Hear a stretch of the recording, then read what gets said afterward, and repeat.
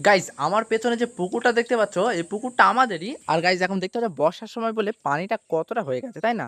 এই পুকুর থেকে আমি গাইস খুব তাড়াতাড়ি মাছ ধরবো, আর মাছটা যে কিভাবে ধরবো সেটা এখন বলবো না। আর একটা কথা একটুখানি বলে রাখি, এই পুকুরে মাছ ধরতে গেলে কিন্তু বড়শি দিয়ে মাছ একদমই ধরা যাবে না, কারণ এইখানে একদম যে ঘাটের মুখ, এইখানে কিন্তু পানি প্রায় বুক সমান। তো এইখানে বড়শি দিয়ে মাছ ধরার কোনো প্রশ্নই ওঠে না, আর এতটা পানিতে বড়শি দিয়ে মাছ উঠবেই না। তো মাছটা এমন কোনো একটা ইউনিকভাবে ধরবো যেটা দেখলে কি তোমাদেরকে ভালো লাগতে বাধ্য হবে। আর গাইজ এই ভিডিওটা আমি ইউটিউবে দেখেছিলাম, শর্ট ভিডিও, যে এইভাবেও নাকি মাছ ধরা যায়। তো সেইভাবে আমি ট্রাই করব, দেখা যাক কি মাছ পাবো কি পাবো না। কিন্তু সেটা কিভাবে ধরবো সেটা তোমাদেরকে আমি ওই ভিডিওটাই বলবো, যে ভিডিওটায় আমি মাছটা ধরবো। আর আমি জাস্ট এটা একটু শুধু তোমাদেরকে জানাচ্ছি যে আমি এই পুকুরে মাছ ধরবো খুব তাড়াতাড়ি। আর আমার আজকের পর থেকে মানে কালকে থেকে আমার কাজের ছুটি পড়ে যাবে। তো তখনই কিন্তু সময় পাবো আর আমি পুকুরে মাছ ধরবো গাইজ।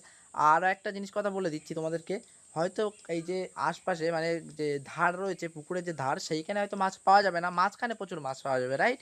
তো আমার বাড়িতে একটা টিউ রয়েছে, সেটাই করে আমি মাঝখান পর্যন্ত যাবো, আর ওইখানে গিয়ে কিন্তু মাছ ধরার চেষ্টা করব। আর একটু ইউনিকভাবে মাছ ধরার চেষ্টা করব। আর সেটা কীভাবে ধরবো গাইজ আমি এই ভিডিওতে সেটা আমি বলবো না, কারণ সেটা একটা সিক্রেট, মানে একটা ইয়ে থাক, যাই হোক থাক, একটা মানে সিক্রেট জিনিস থাক, সিক্রেট থাক কথাটা। তো তোমাদেরকে যখন মাছটা ধরবো গাইস তখন কিন্তু তোমরা ওই ভিডিওটা দেখতে পাবা। তো তোমরা সাবস্ক্রাইবটা করে রাখো ওই ভিডিওটা দেখার জন্য। ওই ভিডিওটা কিন্তু খুব তাড়াতাড়ি আসবে, আমার হয়তো মনে হয় যে এই ভিডিওর পরেই ওই ভিডিওটা আসতে চলেছে। তো তোমরা সাবস্ক্রাইব করে রাখো। আর এই বিষয়ে আমি একটু কম বেশি ভাবি যে কীভাবে মাছ ধরা যায়, ভিডিওটা আরও কীভাবে একটু ইউনিক বানানো যায়। তো সেটা নিয়ে আমি একটু ভাবি, 1-2 দিনের ভিতরে ভেবে কমপ্লিট করি, তারপরে মাছটা ধরতে যাই। আর তোমাদেরও গাইজ তাহলে ভালো লাগবে যে একটু ইউনিক কিছু হলে, আর আমি একটু ব্রেনটা খাটিয়ে একটু ইউনিক কিছুই ভাবি। তো তোমরা সাবস্ক্রাইবটা করে রাখো ওই ভিডিওটা দেখার জন্য অবশ্যই। আজকে সকাল থেকে প্রচুর পরিমাণ বৃষ্টি হচ্ছিল, কিন্তু এখন আবার দেখছি রৌদ্র বার হচ্ছে, হয়তো বিকালবেলা আর বৃষ্টি হবে না। কিন্তু আকাশে মেঘ প্রচুর রয়েছে, যখন তখন আবার বৃষ্টি নামতেও পারে, বর্ষার সময় তো ওই জন্য এরকম। আর আমাদের বাড়ির সামনের অবস্থাটা একটুখানি দেখো ভাই, এখানে কতটা পরিমাণ কাদা কাদা হয়ে গেছে, এখান থেকে সাইকেল নিয়ে যাওয়ার সময় রিস্ক হয়ে যাচ্ছে পড়ে যাওয়ার জন্য। ওই জন্য রাস্তা ছেড়ে বেলাইন দিয়ে যেতে হচ্ছে ভাই। তোমাদেরকে আমি আরেকটা জিনিস দেখাবো, এখানে যে খানাটা না সম্পূর্ণটা যে ভরে রয়েছে, আর ওই সাইডে যে একটা ড্রেন রয়েছে এইখান থেকে, এইখানে দেখো আমাদেরকে তো জাল পাতা হয়েছে। এইখান থেকে যদি মাছ ফাছ যাওয়ার চেষ্টা করে তাহলে জালের ভিতরে যাবে, আর মাছটা কিন্তু আমরা ধরে নিতে পারবো। আর ওই নেটটা দেখো কতটা বড়, ওইখান থেকে পুরো একদম অত দূর। চলো তো গিয়ে দেখি ওর ভিতরে একটা মাছ পড়েছে কিনা। এই সাইড দিয়ে যায়, নয় তো ওই সাইডে যাওয়া যাবে না। দাঁড়াও, তবে আরে বাপরে, এখান থেকে কেউ যাচ্ছিলো দেখলে তো, এখানে স্লিপের দাগ রয়েছে না, পড়ে যাওয়ার মতো। পানির স্রোত কিন্তু বেশ ভালোই আছে।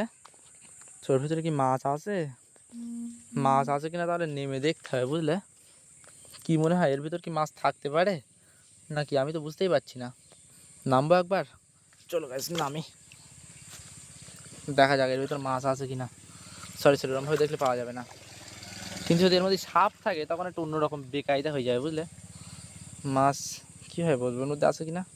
ও মাই গড, পায়ে আবার কি সুড়সুড়ি করছে। তাও একদম সম্পূর্ণটা ধরে চাকাতে হবে, তাহলে বোঝা যাবে। এই দেখো ভাই, মাছ আছে, দেখতে পাচ্ছ?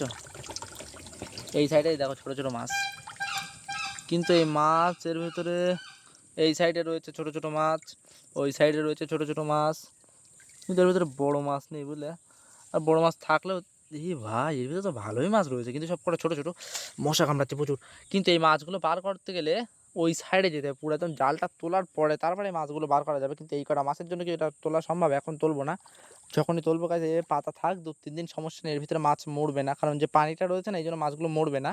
তো একদম মানে আরও একটু বেশি বৃষ্টি হোক, পানি হোক, তারপরে হচ্ছে যখন মোটামুটি অনেকগুলো মাছ হবে তখন তুলে নেবো, নয়তো রাতেবেলা বা হচ্ছে 1-2 দিন থাকবে তারপরে গাছ তুলবো। আর দেখবো এর ভিতরে কী কী মাছ পাওয়া যায়। চলো গাইস এখান থেকে এখন উঠি, বুঝলে? এদিকে দেখো পানির স্রোত কিন্তু বেশ জোরালোই রয়েছে, আর এই খানার ভিতরে মেন কথা হচ্ছে ওইদিকে যা মাছ আসছে না, ওই দিক থেকে মাঠ থেকে সবগুলোই খানার ভিতরে চলে যাচ্ছে, ওই জন্য এখান থেকে আসছে না। কিন্তু যাই 2-1টা আসবে, সেগুলো কিন্তু এই নেটের ভিতরেই পড়ে যাবে, বুঝলে? সেগুলো ধরে নেওয়া যাবে। তো এর ভিতরে এখন খুব কম মাছ, আর ভাই মশা দেখো, দেখো, মাই গড, ভাই ভাই ভাই, মশা দেখো ভাই কতটা, এক চড়ে চালা দুটো মরে গেছে। যাই হোক ভাই, এখান থেকে চলে যায়, নয়তো এখানে মশাই ছিঁড়ে খেয়ে ফেল দেবে আমার। তো এখন বাড়ি যাবো না, বাড়ির দিকে যাবো না, এখন দোকান দিকে যাবো এই সাইডে, কারণ বাড়িতে এখন নেট চলছে না, বুঝলে?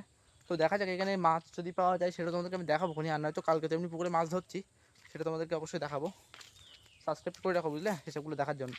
গাইজ এখানে কিছু কলা গাছ দেখছো ভাই, এর ভিতরে একটা কলা গাছ এমন রয়েছে যেটা তোমাদেরকে দেখাবো, তোমরা সম্পূর্ণটা অবাক হয়ে যাবে। আগে তোমরা ভালো করে দেখো, ওই যে কলা গাছগুলো বড় বড় কলা গাছ, সেগুলোর পাতাগুলো দেখো কেমন তরতাজা রয়েছে, তাই তো? এই ছোটোটার পাতাও কিন্তু তেমনই তরতাজা রয়েছে, কিন্তু এই কলা গাছটা এখান থেকে 1 সপ্তাহ আগে কেটে দেওয়া হয়েছে, ওর গোড়াটা দেখো। আর যদি ভালো করে না দেখতে পাও, চলো একটু কাছে গিয়ে দেখায়, তাহলে স্পষ্টভাবে বুঝতে পারবা। দেখো এর গোড়াটা কিন্তু কেটে দেওয়া হয়েছে অনেক দিন, ওর ভেতর থেকে আবার কোচও বেরিয়েছে, বুঝতে পারছো? কিন্তু এর পাতাগুলো দেখো সেরকম থাকে, ঠিক সেরকমই তরতাজা রয়েছে। কারণটা জানো, এখন হচ্ছে বর্ষার সময় মাটি ভিজে থাকে না, আর সব সময় বৃষ্টি হচ্ছে, হয়তো এই কারণে এইভাবে তরতাজা রয়েছে আর সেইভাবে রোদ্দুর বার হচ্ছে না, হয়তো এটাই কারণ হতে পারে। এই একটা ছোট গাছ দেখতে পাচ্ছ, এটার কিন্তু পাতা তরতাজাই রয়েছে, আর ওই পাতাগুলো যেমন এই পাতাটাও তেমন, কিন্তু এটা কিন্তু গোড়াই নেই, দেখতে পাচ্ছ এখানে কিন্তু মোটেও লেগে নেই, সম্পূর্ণটাই কিন্তু কেটে দেওয়া, তারপরেও গাছটা সেইভাবেই সুস্থ হালাতে এখনো বেঁচে রয়েছে। কিন্তু টানা রৌদ্দুর বার হলে একেবারেই ওটা মরে যাবে, বুঝলে? শুধু রৌদ্দুরে বার হচ্ছে না সেরকম, সেই জন্য এখনো পর্যন্ত বেঁচে আছে। গাইজ এইখানে দেখো পানির ভিতরে আজব কিছু একটা ঘটছে, তাই না? এটা হচ্ছে একটা খানা, এখানে হচ্ছে সবাই পাট পচাতে দিয়েছে, এইগুলো কাঁচা রয়েছে, এর উপরে মাটি চাপানো হবে, তারপরে গেছে পাটগুলো পচে গেলে এরকমভাবে ধুয়ে পাট কাটে বার করা হবে, জাস্ট এটা একটা খানার ভিতরে এটা হচ্ছে। কিন্তু এইখানটায় দেখো ভাই একটা আজব কিছু হচ্ছে, তোমরা কি গেস করতে পারবে যে এখানে কি হচ্ছে? অসম্ভব তোমাদের পক্ষে গেস করা। আমি যদি না জানতাম তাহলে হয়তো আমিও অবাক হয়ে যেতাম যে এখানে কি হচ্ছে। তো গাইজ আসলে এইখানে যেটা হচ্ছে, তোমরা তোমরা 3 সেকেন্ড নাও ভাই, 3 সেকেন্ড নিয়ে গেস করো। আর যদি গেস করতে পারো তাহলে কমেন্ট অবশ্যই করে দাও। চলো আমি হাতটা সরিয়ে নিচ্ছি যাতে তোমরা স্পষ্টভাবে বুঝতে পারো যে পানির ভিতরে কি হচ্ছে। চলো তোমাদেরকে জুম করে দেখাচ্ছে, এর ভিতরে কিন্তু পানির তলায় কিছুই নেই। জাস্ট এটা পচা পানি, না তো এখানে কোনো রকম মাছ বা কিছু এই খানায় থাকে না। থাকলে হয়তো চ্যাং বেতলা মাছ থাকবে, ব্যাস আর কিছুই ভাই থাকবে না। তো তোমরা এবার গেস করে বলো গাইজ যে এখানে পানিটা এরকম কিসের জন্য হচ্ছে। আর এখান থেকে কিন্তু হাওয়া বার হচ্ছে না, হাওয়া বার হলে বুদবুদ বুদবুদ একটা গ্যাজা মতো থাকতো, সেটা কিন্তু দেখা যেত। কিন্তু এইখানটা যেটা মনে হচ্ছে যে নিচে থেকে যে হাত দিয়ে কেউ পানিটাকে ঠেলছে বা কিছু দিয়ে পানিটাকে ঠেলছে, রাইট? আসলে এইখানে যেটা হচ্ছে, এইখান থেকে একটা পাইপ দেওয়া রয়েছে যেটা হচ্ছে টাইমের পানি আসে, আর সেই পাইপটা হয়তো এ কাদা তুলতে গিয়ে লিক করে ফেলেছে, মানে কোদাল দিয়ে যে কাদাগুলো তুলে তুলে জাগের উপরে দেওয়া হচ্ছে না, সেটা লিক হয়ে গেছে। আর সেই কারণেই এইখানে এই অবস্থা হচ্ছে, মানে সেই পাইপটা কেটে গেছে, মানে কোদালের আঘাতে পাইপটা কেটে গেছে, আর সেই পাইপ থেকেই পানিটা বার হচ্ছে, সেই জন্য এখানে এরকম দেখাচ্ছে। আর এটা কিন্তু আজকে হচ্ছে না, 4-5 দিন ধরে ভাই কন্টিনিউ এরকম হয়েই যাচ্ছে।